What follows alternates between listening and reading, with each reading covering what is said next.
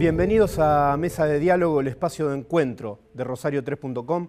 Hoy nos visita Hernán Lascano. ¿Qué tal, Hernán? ¿Qué tal, Damián? ¿Cómo Periodista, autor de un libro recientemente salido, Los monos, historia de la familia narco que transformó a Rosario. Aquí se puede ver la tapa del libro. Una investigación muy exhaustiva y escrita con maestría. Realmente debo felicitarte, Hernán, a vos y a quien lo escribió con vos, Germán de los Santos. Por este trabajo, felicitaciones. Muchas gracias. El libro sé que se está vendiendo muy bien, que incluso se agotó la primera edición, ¿no? Sí, la semana pasada, por suerte, tuvimos la buena noticia de que se había ido a reimprimir justamente porque la primera edición fue vendida. Así que estamos contentos. Y como decía, el libro es una investigación muy exhaustiva que indaga sobre la saga de violencia que se desató en torno al accionar de la banda de los monos y también habla de su contexto histórico, ¿no?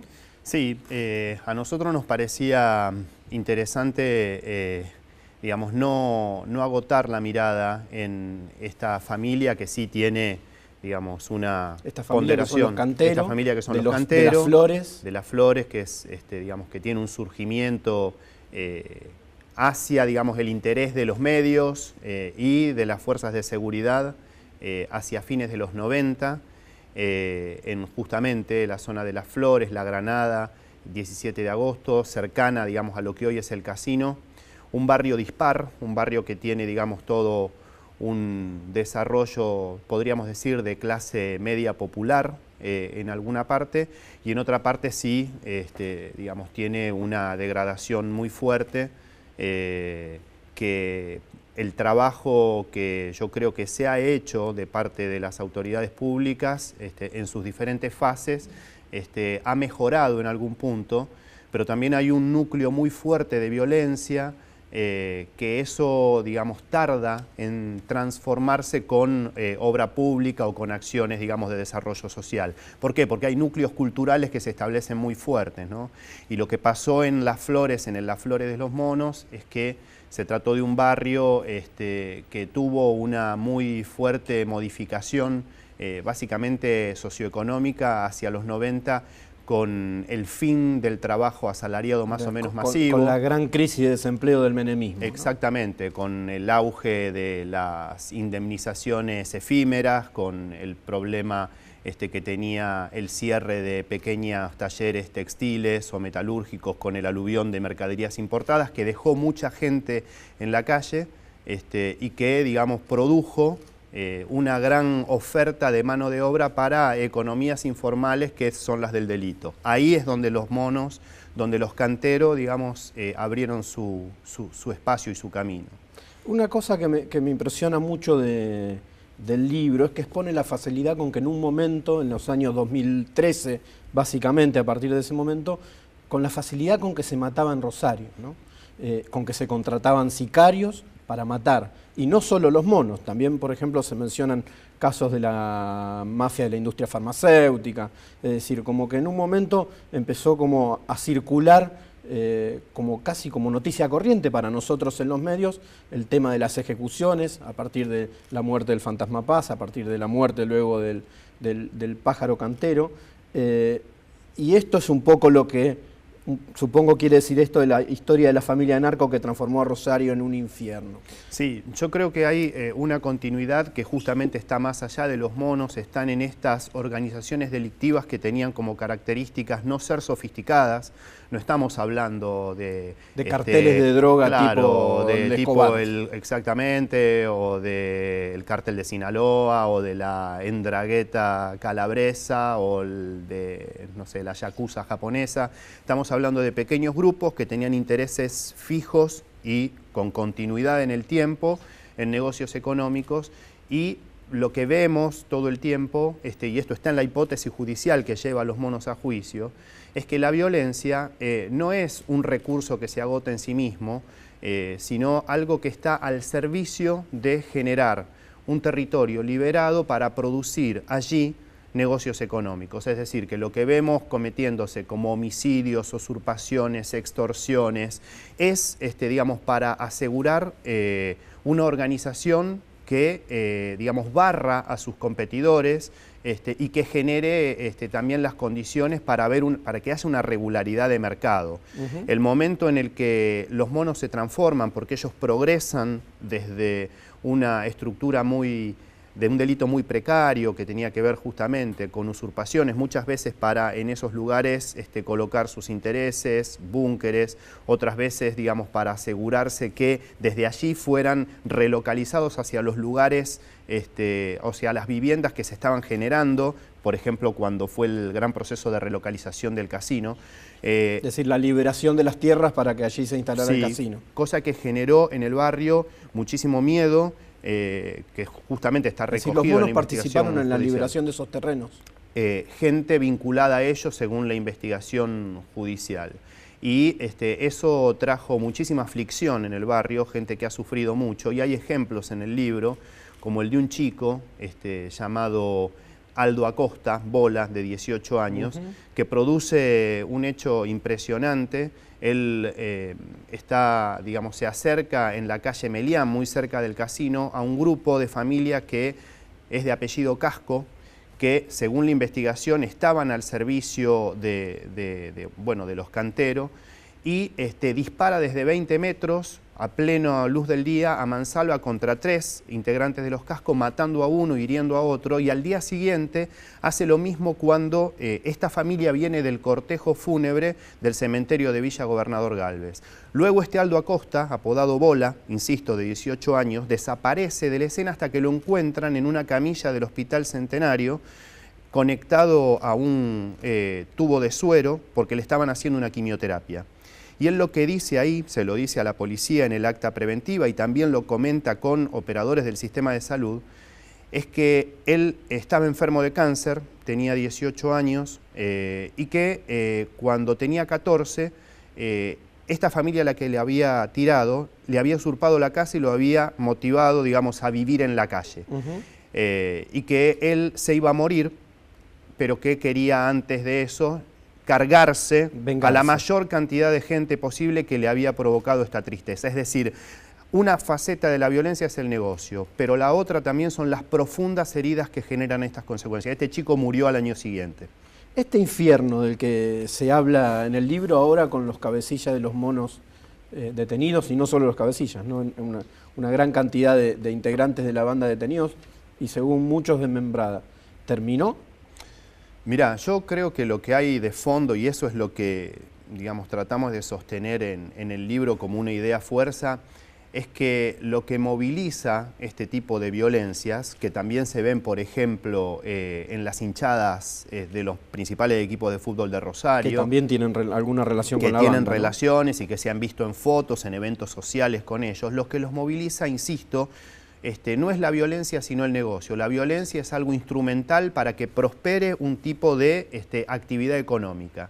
En ese sentido también hay que pensar que la complejidad que tiene esta violencia es que es de dos tipos. Primero, que básicamente el mercado minorista de la droga en Rosario, en ese Rosario que describíamos como con problemas muy grandes de empleo, dio y da trabajo. Eso es una cuestión, digamos, que debe ser enfocada como sociológicamente por fuera de la perspectiva criminológica, porque, digamos, es lo que le da un incentivo y una motivación para su funcionamiento. La otra cuestión también es que los que demandan esa mercadería ilícita que venden no son personas que están en la ilegalidad. El mercado de la droga en Rosario, como en cualquier estructura urbana compleja, se mueve a partir de que hay consumidores legales que van a comprarla. En ese sentido, frente a tu pregunta, digamos, en tanto exista, digamos, el ordenamiento económico, digamos, que regula esto, por más que vos lo trates de sofocar con la violencia legítima del Estado, esto sigue apareciendo.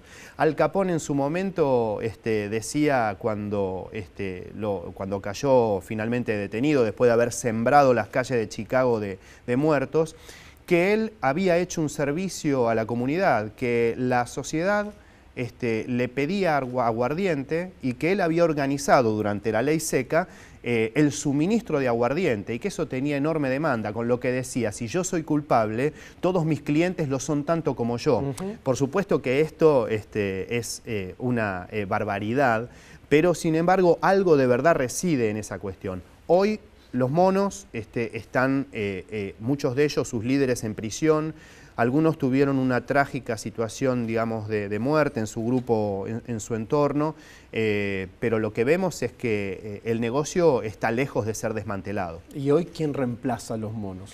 Bueno, recientemente, hace 3 meses, un grupo que es un grupo que tiene una directa vinculación. Leandro Vilche se llama, tenía organizada toda una línea de búnker en la zona de República de la Sexta, en la calle Esmeralda. Acaba de ser, digamos, imputado en una causa judicial y procesado por el hecho de organizar desde la cárcel de Piñero un tráfico, digamos, importante de droga, digamos, que venía desde Corrientes, por lo que siguen activos. Y en el año 2015... Incluso desde la cárcel siguen activos. Incluso desde la cárcel, evidentemente con una estructura que está afuera, ¿no? Y en el año 2015, Guille Cantero, digamos, uno de los que asume como líder, hijo del viejo Cantero, hermano del asesinado Pájaro, fue procesado junto a un grupo de mujeres de su familia, en realidad fueron 22 personas, por organizar la compra importante también de un cargamento de marihuana, es decir, que seguían operando. Luego hay una situación de inestabilidad que produce la violencia, ¿no? En algún momento los monos empiezan, digamos, a generar una violencia muy fuerte cuando el mercado mayorista que ellos controlaban empieza a ser disputado por otros actores, básicamente de Villa Gobernador Galvez. Eso está descrito en el libro. Lo que en general está detrás de la violencia... El Pollo Bassi estaba el Pollo Bassi, que luego no es condenado por el homicidio del Pájaro Cantero, pero la fuerte hipótesis judicial es que lo que genera todos estos enfrentamientos, que fueron terribles y que produjeron un derrame de sangre extraordinario, sobre todo en la semana posterior al asesinato del Pájaro Cantero, tienen que ver con eso, con una disputa, con alguien que se quiso hacer fuerte en un mercado que los monos dominaban.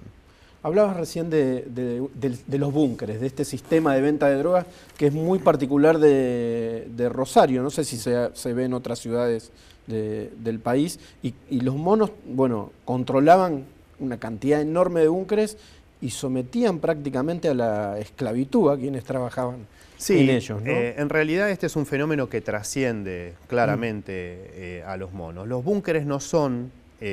digamos, una estructura o un mecanismo de venta exclusivo de Rosario, pero sí en Rosario tuvieron una visibilidad apabullante. Recién, antes de entrar en la producción, una redactora de Rosario 3 me comentaba, digamos, que su familia conocía un búnker en la zona de Echesortu, y yo creo que esto le pasó a muchísimos rosarinos que veían, digamos, que estos puestos de venta generaban actividad y que tenían esta peculiaridad alucinante de que todo el mundo sabía dónde funcionaban, que eran lugares fijos. En general la droga es digamos, una mercancía que se vende de modo clandestino por la ilegalidad que la rodea. Pero en Rosario la droga se vendía a las 24 horas, en cualquier barrio, en puestos fijos, con una estructura que tenía o que incorporaba gente que vendía adentro, también gente que custodiaba afuera, no para precaverse de la policía. Porque la policía hacía la vista gorda, evidentemente. Evidentemente, porque es imposible que en una jurisdicción de una sección de orden público, de una comisaría, la policía no sepa lo que pasa.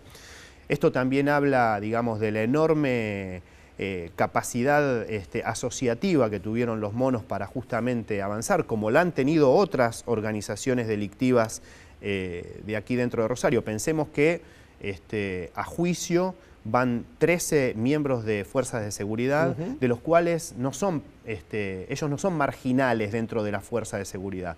Va el jefe de inteligencia de drogas peligrosas, van 2 jefes de automotores. Van funcionarios de la Secretaría de Delito Complejo. Sí, por una cuestión paralela y por un hecho que no tiene que ver con complicidad, también hay que decirlo, sino con una situación de falso testimonio durante la investigación. Pero en la Secretaría de Delitos Complejos, el jefe policial, esa era la usina que tenía que perseguir a los monos, el jefe policial de esa repartición del Ministerio de Seguridad va a juicio por suministrar información que a los monos justamente les generaba el conocimiento de cuándo se venían procedimientos en su contra, etc. También va un comisario de Puerto San Martín, que fue el que grabó al juez Viena en su despacho, situación que generó una gran controversia que se va a proyectar en el juicio, por suministrarles armas al grupo, ¿no?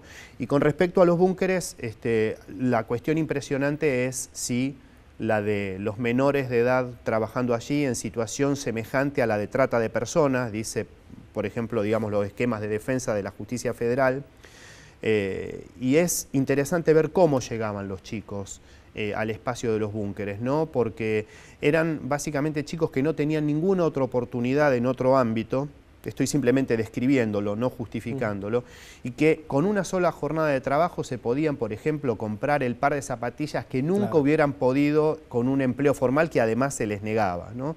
Y son chicos que muchas veces venían y encontraban no solamente trabajo ahí, sino afecto, ¿no? Afecto en un grupo de referencia. De hecho, se producía también una identificación social, ¿no?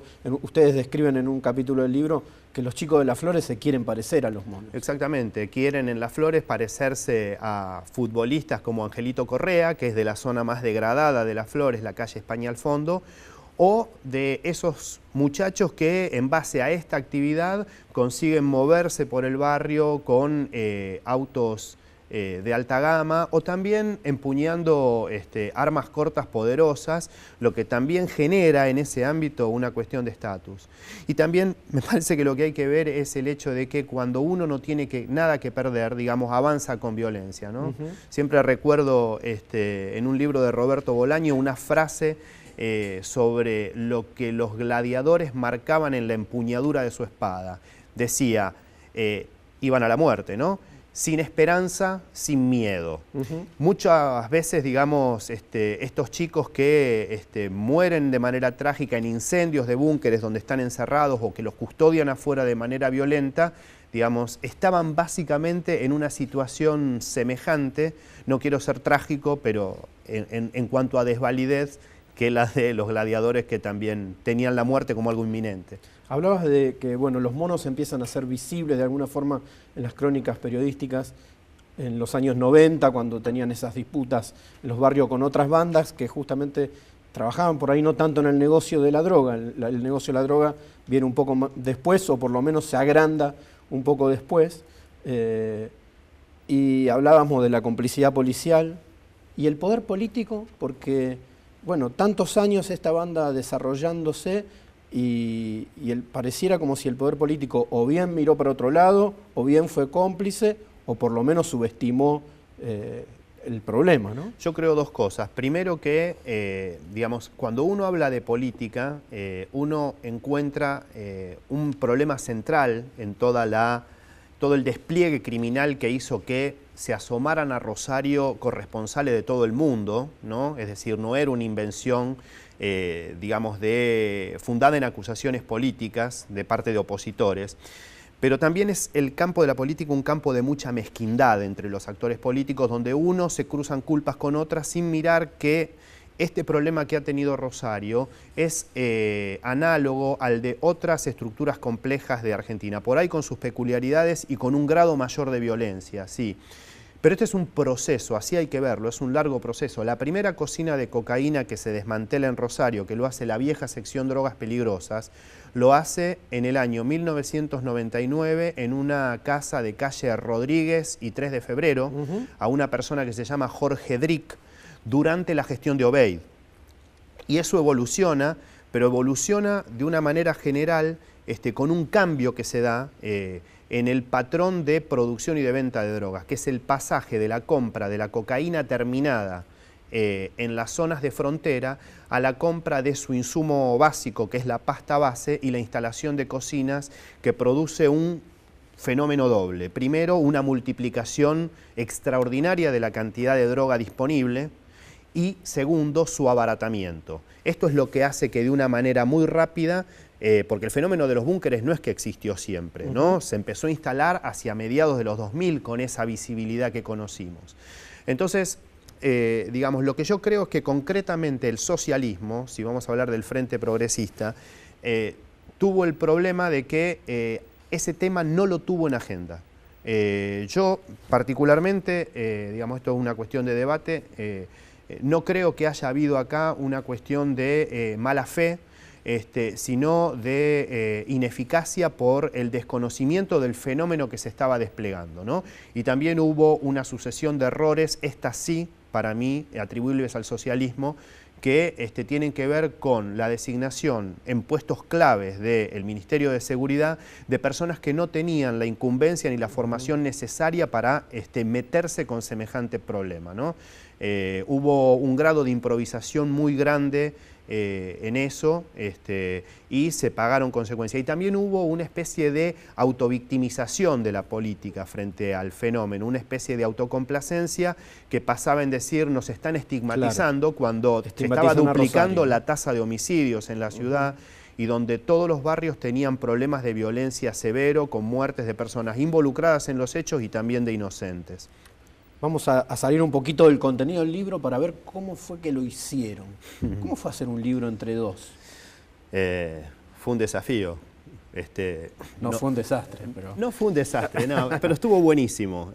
Yo, bueno, a Germán de los Santos lo conocí cuando él ingresó en El Ciudadano, donde vos eras jefe de ciudad, en el año 97, y venimos conversando mucho con él, porque tenemos una mirada, digamos, más o menos afín, digo más o menos porque siempre hay diferencia, sobre los temas periodísticos que nos interesan y sobre los fenómenos políticos. Y bueno, y en determinado momento nos pusimos de acuerdo en contar esta historia. Hay un periodista que se llama Eduardo Febro, que a mí me gusta muchísimo, me parece un tipo, digamos, extremadamente agudo, es un periodista que trabaja en Francia para Página 12, y él dice que, porque esta fue nuestra pregunta, ¿no?, que el problema más serio que puede tener un periodista o al que se enfrenta un periodista es errar el destino de la historia que quiere contar. Y acá se podían contar muchas historias. Entonces nosotros nos dijimos, bueno, ¿qué queremos contar? Y para nosotros era importante, digamos, responder una pregunta, no tanto centrada en los monos, sino esto que vos decías un poco antes. ¿Cómo pudo ser posible el contexto que permitió que una familia marginal de un barrio muy precario, prácticamente sin instrucción, sin conexiones con la política, avanzaran de la forma que avanzaron, prácticamente sin tener freno del sistema penal? La justicia federal no los tocó hasta 2015. Y entonces dijimos, bueno, hay un nudo de problemas que contestar para ver cómo fueron posibles. Entonces, bueno, ahí trabajamos los vínculos con el fútbol, el surgimiento en el barrio, su vínculo con la violencia, con los sicarios. ¿Y cuáles fueron las fuentes con las que trabajaron?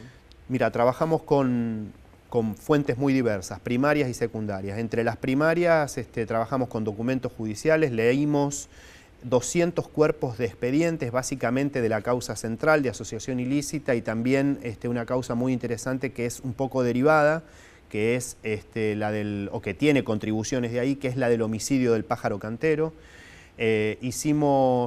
Consultamos documentos de gobierno, documentos de inteligencia de distintas fuerzas de seguridad, locales y nacionales, y para nosotros fue fundamental el trabajo en el terreno. Hicimos 260 entrevistas, actores muy diversos, a sumariantes de juzgados, a policías, a imputados y sobre todo a gente del barrio a la que tuvimos que ver afuera del barrio, claro, ¿no?